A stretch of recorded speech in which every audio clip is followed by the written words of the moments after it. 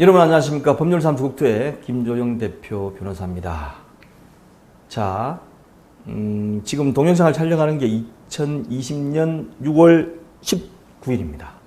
19일인데 바로 이틀 전에 정부에서 집권한 지 3년 동안에 21번째 주택정책 정상화 방안을 발표했습니다.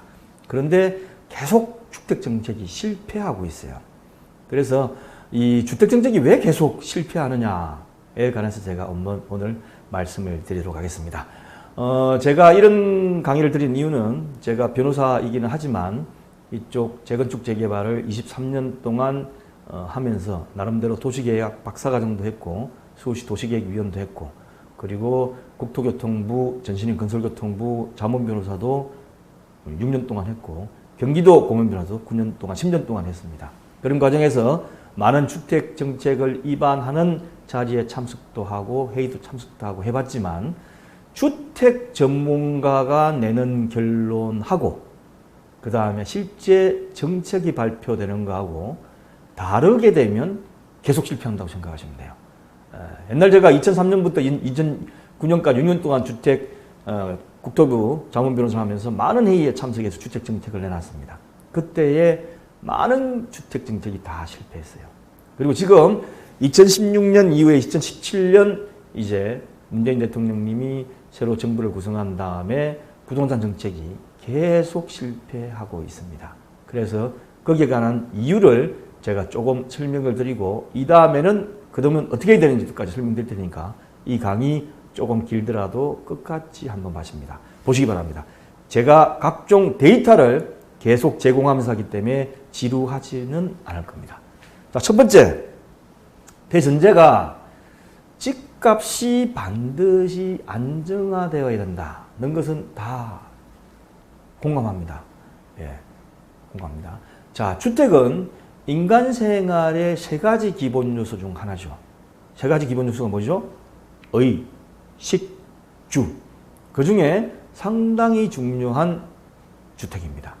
물론 옷 입는 게 제가 보기엔 좀 제일 덜 중요한 것 같고 먹는 거를 잘 먹느냐 못 먹느냐 차이가 있지 아예 못 먹으면 굶어 죽으니까 안 되는 거고 주택도 좋은 집에 사느냐 나쁜 집에 사느냐 차이가 있지만 상당히 중요한 영향을 미칩니다.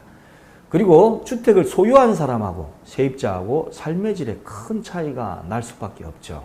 세입자가 서러운 이유는 이사를 가야 되고 그리고 전월세가를 인상해 줘야 되고 할 때마다 그 다음에 주택가격 상승으로 남들은 소유자들은 돈을 버는데 세입자들은 돈을 못 벌고 누구는 집 사가지고 몇 년 만에 얼마 벌었더라. 그럼 내가 평생 모아도 안 될 돈을 버는 그런 것이 보도가 나고 하니까 상대적으로 박탈감이 큽니다. 그래서 누구든지 진보 보수를 나누고 있지만 누구든지 집값 안정과 주거복지 달성이 꼭 필요한 것은 다 똑같이 공감을 하고 있어요. 문제는 방법인데 어떻게 되는지 보겠습니다. 주택정책이 실패하는 이유를 저는 이렇게 쭉 관찰을 해왔습니다. 첫째, 시장의 흐름을 거스리는 정책을 발표하면 실패해요. 실패합니다. 우리나라는 민주주의하고 자본주의입니다. 이 민주주의하고 자본주의를 거스리는 정책을 발표를 하게 되면 국민들이 안 따라오게끔 돼 있어요. 예, 통제한다고 됩니까? 전체적으로 정치 성향을 파악할 때 민주주의하고 공산주의, 그다음 자본주의하고 사회경제주의 이런 식으로 나누기를 하는데 지금까지 그래도 민주주의하고 자본주의가 제일 낫기 때문에 이 정책을 계속 고수를 하고 있는 나라가 대부분이지 않습니까? 이제 이 시장의 흐름을 거스리는 정책을 발표하고 있기 때문이죠. 두 번째는 공급 위주보다 규제 위주 정책을 계속 발표하고 있어요. 공급을 많이 줘야 되는데 규제를 하는 겁니다. 이렇게 되면 어떻게 되죠? 규제를 하면 일시적인 효과는 있을 수 있지 모르겠지만 부작용이 반드시 발생합니다. 부작용 우리 정권 시대는 몰라. 다음 정권에서 알아서 해. 이런 식으로 정치가들이 하고 행정가들이 한다면 이건 큰 잘못이죠.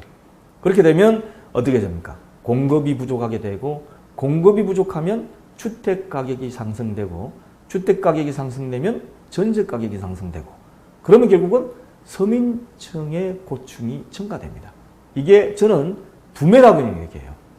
야, 서민들을 위해서 이 정책을 한다고 던져놓고 좀 있으면 그 부메랑이 돼서 돌아와가지고 나한테 서민한테 꽂히는 역할을 합니다. 이게 벌써 두 번째 경험이에요.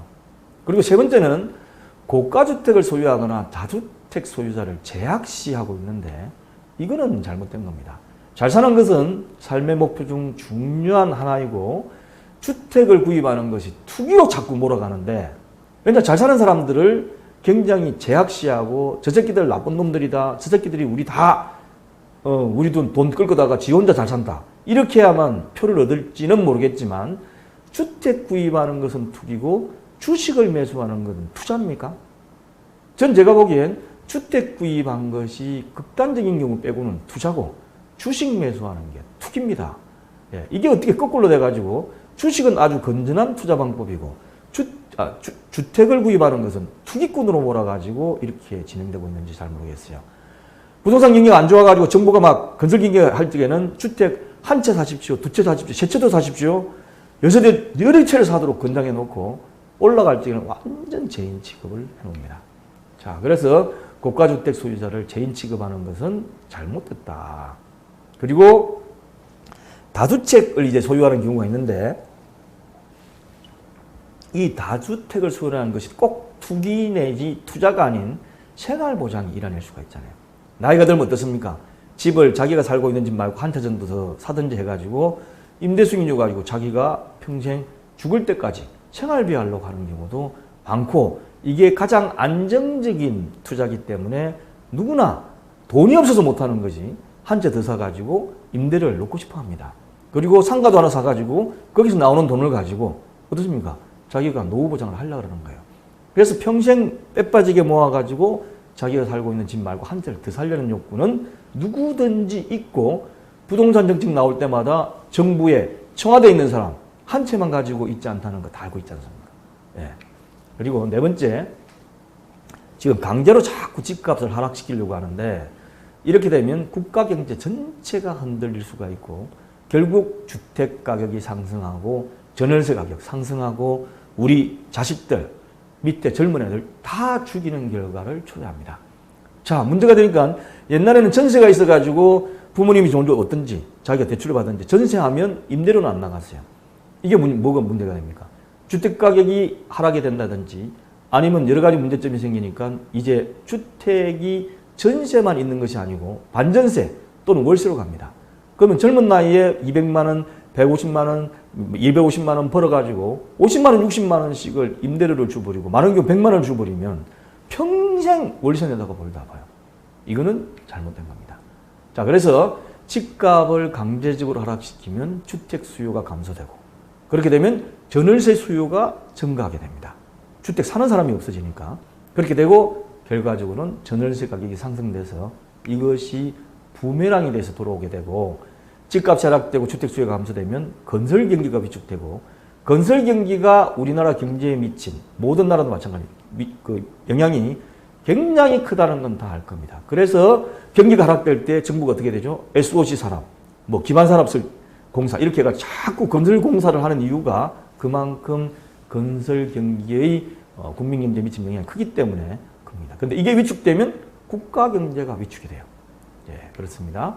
그리고 결과적으로는 서민층을 위한다는 정책이 결과적으로는 서민층에게 가장 큰 피해를 줄 수 있는 주택 정책을 예전 정부도 그렇고 지금 정부도 그렇고 계속해서 내고 있습니다. 그래서 제가 보다가 안 돼가지고 이 동영상을 했으니까 저하고 의견이 다른 분들도 많이 있을 겁니다. 좀 양해를 해주시고 계속 보시기 바랍니다. 자, 그러면 주택정책의 성공을 위하여 반드시 지켜야 할 주택정책 기본 방향을 제가 나름대로 설명을 드리겠습니다. 첫 번째, 주택가격은 상승해야 됩니다. 뭔 소리야 저거? 지금 주택가격 올랐다고 난리여가지고 하락시키려고 그러는데 상승해야 된다는 게 무슨 말이냐. 이 말은 소비자 물가지수를 대비해서 주택가격이 상승해야 된다는 얘기죠. 자, 그러면 과연 어느 정도인지 소비자 물가지수 대비해서 주택가격과 전세가 상승률을 보겠습니다. 제가 한 해만 보는 것이 아니고 예전부터 쭉 볼 텐데 여기 보시면 그래프가 있는데 보통 일반적으로 한 2, 3% 정도 올라갈 때 많이 오르죠. 91년도 많이 올랐습니다. 그래서 이렇게 쭉 해가지고 이건 왜 올랐죠? 88년도, 87년도 이때 어떤 현상이 있을지 모르겠고 그 다음에 98년도, 99년도 IMF 왔고 이런 식으로 쭉 해가지고 통상적으로 한 2, 3%가 안정이 돼가 있습니다. 그래서 이거는 문재인 대통령님이 취임한 2017년도 이후부터는 주택가격이 비정상적으로 올랐기 때문에 그 이전 단계를 하겠습니다. 그 이전 단계만 보겠습니다. 자, 소비자 물가지수를 총 오른 것을 제가 쭉 뽑아보니까 93년도부터 쭉 통계치를 만들어 놨는데 2015년도가 되면 100으로 딱 기준치를 만들어 놨어요. 제가 만들어 놓은 거 아닙니다. 100으로 만들어 놨어요. 그러면 100의 반 정도가 되는 게 언제냐고 보니까 93년도입니다. 그래서 이 두 가지를 계산을 해보면 22년 동안 93년부터 2015년까지 102%의 소비자 물가 지수가 상승했습니다. 자, 이제 도표를 보고 데이터를 보니까 조금 흥미롭죠? 자, 계속 데이터 위주로 나갑니다. 한번 지켜봐 주시기 바랍니다. 자, 그 다음에 자, 매매 가격이 어느 정도 늘었는지 보겠습니다. 전국을 단위로 볼 적에 쭉 보면 93년도에 56.6이고 뒤로 가면 2016년도에 100.1이에요. 그래서 이것도 계산해 보니까 23년 동안에 76.85%가 상승했습니다. 이게 무슨 얘기지? 무슨 얘기지? 무슨 얘기죠? 자, 이제 매매하고 전세인데 그 이전에 한번 다시 거꾸로 들어가겠습니다. 매매 가격이 23년 동안 76.85% 상승했어요. 물가는 조금 전에 보여드린 것처럼 22년 동안 102%로 상승했습니다. 그러면 어떻게 되죠? 주택 가격이 훨씬 더 올라가는 줄 알았는데 소비자 물가지도 더 늘어났어요. 자, 그래서 한번 이제 매매하고 전세를 비교해 보겠습니다. 매매하고 전세를 비교해 보면 93년도에 매매 지수는 56.6으로 나와 있고 국민은행에서 나온 수치입니다. 56.6으로 나와 있고 93년도에 전세 지수는 38.7이에요. 그래서 이거를 그 다음에 넘어가 보면 2016년도에 100, 2016년도에 전세도 100으로 국민은행에서 만들어 놨습니다. 그럼 주택매매 지수는 23년 동안에 76.85%가 상승했는데 전세 지수는 어떻습니까? 23년 동안 159%가 상승했습니다. 자, 여기서 볼 때 매매 가격 오른 것보다 전세가 더 많이 올랐구나. 그럼 전세가 더 많이 올랐다는 얘기는 그만큼 세입자들이 살기 힘들었겠구나라는 게 답이 딱 나옵니다. 이게 전국적으로 아니고 서울이라든지 대도시 기준으로 하면 더 문제가 되겠죠. 그럼 당연히 전세입자, 세입자들을 위한 대책을 내세워야 되고 해야 됩니다. 그래서 한번 이거를 보면 소비자 물가 총지수가 아까 말씀드렸듯이 104% 상승할 때 주택은 76.85, 전세는 159.4% 상승했으니까 이쪽이 잘못됐죠. 그리고 이쪽도 뭔가 안 맞지 않습니까? 소비자 물가보다 낮아요. 자, 그러면 지역별로 비교해 보겠습니다. 지역별로 비교하면 매매 가격하고 전세 가격인데 이쪽이 매매 지수고 이쪽이 전세 지수예요. 언제부터냐? 1993년부터 2016년까지. 이게 100이고 그중에 반 정도 될 때를 이렇게 대비를 잡아가지고 국민은행 사이트 들어가서 데이터를 딱 내보니까 매매는 76.72, 전세는 159.18. 아까 제가 말씀드린 거하고 똑같은 수치입니다. 똑같은 수치예요. 그런데 소비자 물가 지수는 말씀드린 것처럼 104%를 상승했으니까 어떻습니까? 이게 적게 오른 거, 이거는 많이 오른 거죠. 그래서 보겠습니다. 자, 104%를 기준으로 선을 딱 그어보니까 서울도 104%가 안 돼요. 2016년도까지 97.96%고 대신 강남으로 내려오면 강남이 추월하고 그 다음에 나머지 부산, 대구, 인천, 광주, 대전, 울산 다 소비자 물가 지수보다 적게 올랐습니다.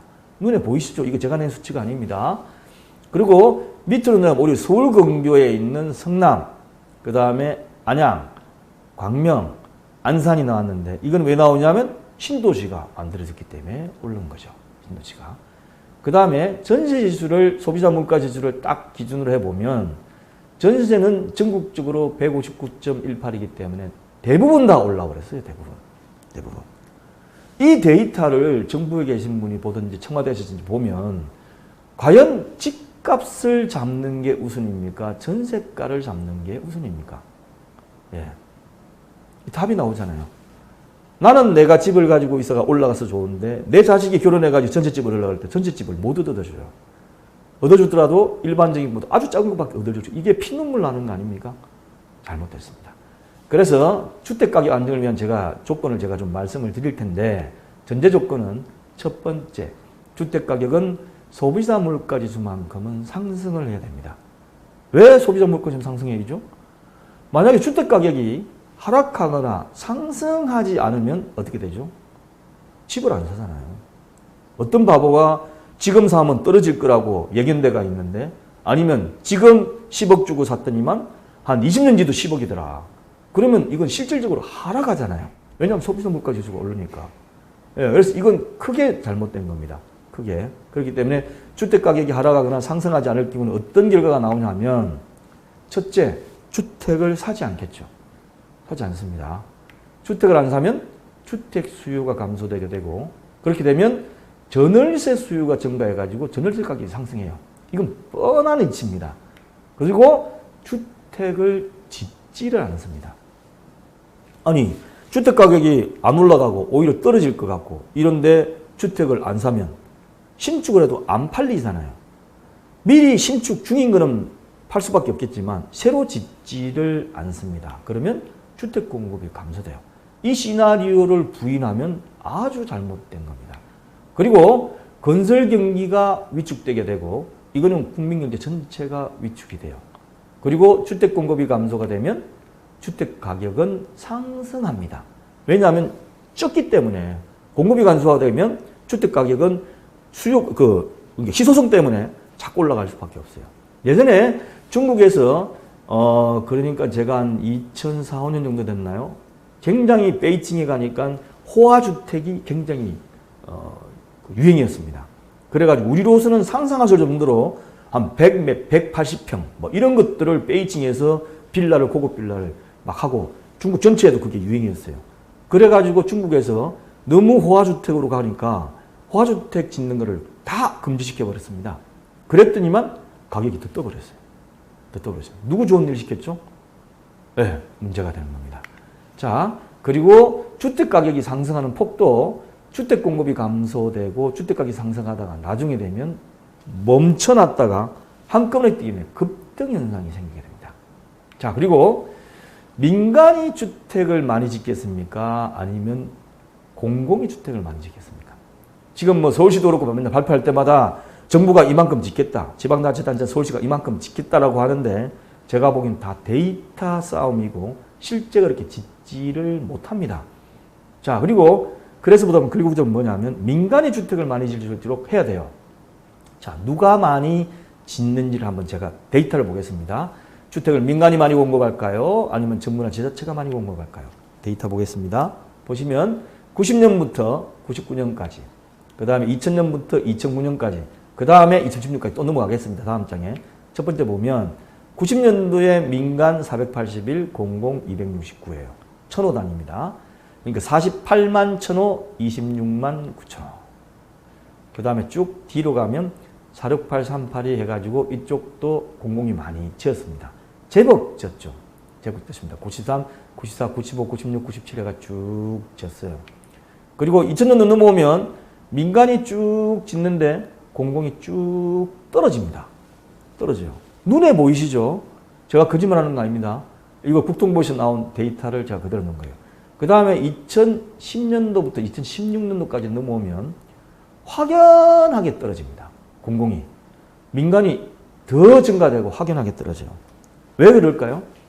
지방자치단체장들이 집을 안 지을까요? 말만 서울의 박원순 시장이 짓겠다 그러는 거 안 짓는 겁니까? 이 이유를 아실 수 있는 분은 저보다 더 뛰어나신 분이에요. 이유가 뭐죠? 왜 이렇게 세월이 지나면 지날수록 민간보다 공공이 떨어질까? 답을 모르시겠습니까? 공공이 지을 땅이 없습니다. 공공이 지을 땅. 이미 대도시 주변도 신도시로 많이 했기 때문에 공공이 지을 땅이 없어요. 임대아파트 짓겠다? 임대아파트 지을 땅이 어디 있습니까? 그리고 무슨 뭐 소형주택 짓겠다? 소형주택 지을 땅이 어디 있냐고요. 서울에 있는 사람들의 주택 공급을 위해서 강원도다 지을 겁니까? 결국은 도심지 내에 공급을 해줘야 되는데 도심지 내에 공급할 수가 없습니다. 공급하는 건 누가 하죠? 재건축, 재개발이 하는 거예요. 근데 그 재건축, 재개발이 주택 공급의 유일한 수단이라고 해도 과언이 아닐 수 있는데 자꾸 억제하면서 못 짓도록 합니다. 이게 주택 공급을 안 하도록 하는 거죠. 자, 그래서 민간의 주택 공급을 더 많이 할 수 있도록 해야 됩니다. 더 많이. 자, 이렇게 되면 제가 말씀드린 것처럼 훨씬 더 많고 이렇게 되면 미분양이 발생할 수밖에 없죠. 그러면 안 짓습니다. 안 져요. 안 져요. 그렇게 되면 똑같은 얘기 제가 반복합니다. 그래서 민간이 주택 공급하는데 힘들게 하면 안 된다. 그 얘기는 뭐냐면 분양되도록 해줘야 된다는 얘기죠. 예. 그리고 세 번째, 이제 주택담보대출도 자꾸 지금 옥을 재는데 주택담보대출은 집을 살 경우에만 필요합니까? 그래서 대출을 인위로 제한할 경우에 부작용이 없을까요? 이거를 모른다는 게 전 이해가 안 갑니다. 주택을 내가 가지고 있어요. 이 주택을 어떻습니까? 그냥 소유만 하려고 가지고 있습니까? 이거는 내가 주택을 소유하고 있는 거를 대출을 받아가지고 또 집을 한 채 더 사기 위해서 하는 경우도 있겠지만 대부분의 경우는 자기가 좀 경제적인 여건이 안 좋을 때 가계자금으로 쓰기 위한다든지 사업자금 등을 위해서 주택담보대출을 많이 받습니다. 내가 지금 3억짜리 가지고 있는데 자녀 등록금이 없어. 갑자기 하다 보니까. 그럼 등록금을 남한테 빌리지 말고 은행에 가가지고 담보대출 해가지고 1,000만 원, 2,000만 원 받아가지고 생활비도 쓰고 등록금 내줘야 될 거 아닙니까? 근데 이걸 제한을 해버리면 어떻게 되죠? 안 됩니다. 제한을 하게 되면 신용대출이 증가하게 되죠. 고금리로. 담보대출보다 신용대출이 높습니다. 그리고 제1금융권을 옥죄면 제2금융권으로 넘어가게 되고 제2금융권도 안 되면 대부업체로 넘어갑니다. 이거 누구 죽이는 거죠? 서민층을 죽이는 겁니다. 왜 이렇게 자꾸 하세요? 그리고 현재 주택 공급이 많다. 그렇기 때문에 뭐 여러 채 가진 사람만 죽이면 그걸 자기들이 안 된다. 보유세를 자꾸 증가시켜가지고 여러 채를 못 가지도록 해가지고 그 사람들이 내놓으면 주택 공급이 타결된다. 라고 얘기하는데 한번 보겠습니다. 자, 2017년도에 5,100만 명이 우리나라 인구입니다. 그리고 총 가구수를 보면 국토부에서 만들어 놓은 게 1,900만 명이고 어떻습니까? 총 주택수는 1,600호라고 돼 있어요. 그러면 이제 숫자가 비슷비슷합니다. 그런데 이제 신주택 보급률을 적용해 가지고 통계를 다시 만들어낼 때 1,900 가구 중에 1,900호라고 이렇게 다시 만들어 놨어요. 그래서 주택 보급률이 102.3%다라고 발표를 했는데 어떻습니까? 이거는 주택 보급을 신주택 보급률이라는 개념을 했는데 이건 뭐냐면 1인 가구도 포함시키고 다가구 주택을 여러 채로 계산을 하는 거예요. 그러니까 다가구 주택이라는 게 뭐냐면 단독주택, 연립주택처럼 생겼는데 소유는 1인이 하도록 돼 있어요. 그러니까 단독주택 등기부등본 때문에 한 채로 나오면서 호수별로 여러 개가 돼 있으면 살림은 각각 합니다. 그러면 이걸 갖다가 여러 채로 계산하겠다는 거. 맞는 얘기 같아요. 그리고 1인 가구도 포함했는데 이렇게 해가지고 102.3%라고 보급률이 나와 있는데 이상하게도 자꾸 보급률이 이렇게 높습니다. 광주, 경기 거의 100%라고 돼 있는데도 불구하고 또다시 다른 통계를 보면 자가 점유 비율, 내가 집을 소유하고 있으면서 내가 살고 있는 비율이 보십시오.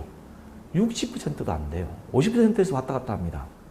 그러니까 정부에서 어떻게 생각하냐 하면 이놈들이 지가 한 채 집 가지고 있으면서 다른 데 또 집을 사고 이래가지고 이 사람들 때문에 자꾸 자가 점유율이 떨어지는구나. 그래서 총 숫자를 보니까 1,000만, 이제 물건별로 했을 때 데이터입니다. 1,000만 개가 있는데 이 1,000만 개 가진 놈들이 너무 많이 여러 채를 가지고 있으니까 이 사람들한테 보유세를 막 죽으라고 때려가지고 다 팔도록 만들자. 라는 식의 생각을 해가지고 정책을 때리는 것 같은데 요거를 갖다가 2017년도 갱신된 자료를 보면 자, 어떻습니까? 요거 지금 핸드폰으로 보시는 분 안 보일 것 같아가지고 제가 조금 확대를 할게요. 있더라면 총 물건별로 보면 1000만 개예요. 2017년도에. 1000만 호가 있는 겁니다. 1000만 개인데 1000만 개죠. 개. 1000만 개가 있는데 한 개만 가지고 있는 사람이 790만 명이고 두 개를 가진 사람이 200만 명 정도 돼요. 그리고 3개, 4개, 5개 가면 생각보다 확 줄어듭니다. 여러 채 가지고 있는 사람 간혹 가다 누구는 4채를 가지고 있다. 누구는 임대사업 한다고 20채를 가지고 있다. 그러면 죽일 놈, 저놈 때문에 우리가 주택 가격이 뛰고 못 산다. 가격을 상승한다 그러지만 3개 이상 넘어오면 확 줄여버려 가지고 별로 영향을 안 받는 숫자예요. 문제는 2개를 가지고 있지 않습니까? 이 2개를 가지고 있는 사람한테 죽으라고 해가지고 납부해가 1개를 만약에 친다 그러면 100개 정도, 100만 개 정도 나오겠죠. 그렇지만 이거는 주택은 한 채 가지고 있는 사람이 또 한 채 가지고 있는 것은 무슨 경제적인 이유 때문에 아니면 노후를 위해서 자기가 임대수를 받고 하기 때문에 이건 절대 놓을 수가 없습니다. 아무리 보유세를 높게 해도 안 팔아요. 안 팝니다. 이걸 팔아버리면 자기는 그 다음 달 생활비가 없는데 그럼 이 사람한테 보유세를 시게 때려가지고 세금을 올리면 누구한테 가죠? 세입자한테 갑니다. 이 사람들한테 아무리 세게 때려도 이 사람은 절대 안 넣어요. 그리고 세입자를 어떻습니까? 하게 되고 이건 일시적으로 2채 가진 사람도 많이 있습니다. 그렇기 때문에 여기다가 하는 것은 전부 잘못됐고 이건 곧바로 세입자한테 간다. 이렇게 생각하시면 돼요. 그래서 제가 보기엔 여러 가지 이런 사항이 있으니까 좀 참조를 하시고요. 핵심적으로 제가 볼 적에는 주택가격은 상승해야 된다. 물가 상승률만큼 상승해야 된다. 두 번째, 민간이 주택을 많이 건설하게 된다. 누구? 재건축, 재개발이 활성화되도록 해줘야 된다. 세 번째, 주택담보대출을 옥죄지 말고 대출을 풀어줘야지 안 그러면 심각하게 서민층에 문제가 생깁니다. 그리고 현재도 주택 공급이 불려가기 때문에 자꾸 규제만 하려고 하지 말고 주택 공급이 활성화되도록 더 많이 해야 됩니다. 제가 이제 알려주고 CO2 홈페이지에 이제 놓겠지만 이 다음 강의는 과연 김종인 변호사 말만 그러지 말고 그럼 어떻게 해야 된다는 얘기냐 너 올리도록 하겠습니다. 그래서 좀 긴 시간이고 지금 상당히 시간이 지났지만 한번 끝까지 봐주셔서 감사합니다.